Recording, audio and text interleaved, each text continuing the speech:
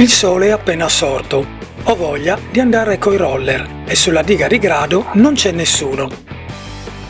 Prendo in mano la mia action cam e anche se le riprese saranno un po' tremolanti, parto. Voglio percorrere tutta la diga.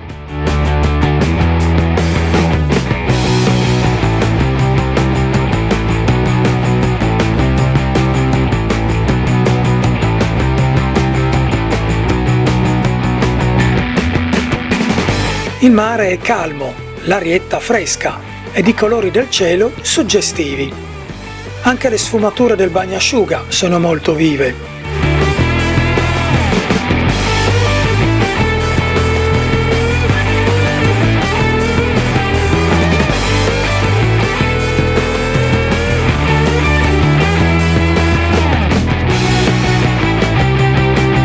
Questa è la spiaggia. Ora è vuota, ma tra qualche ora brulicherà di bagnanti.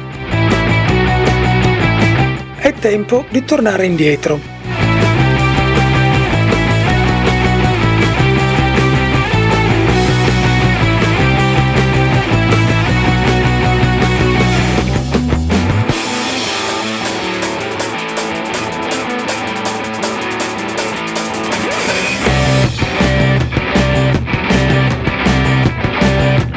Due piccoli gabbiani seguono il loro genitore.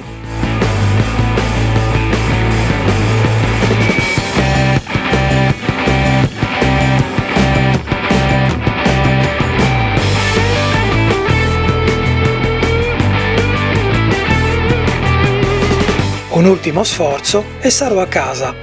Ancora non ho fatto colazione ed ho un po' di fame.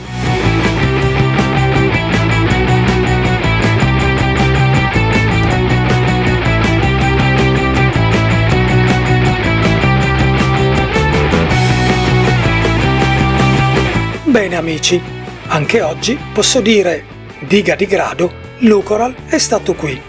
Un saluto sfrecciando sui rollerblade da Lucoral.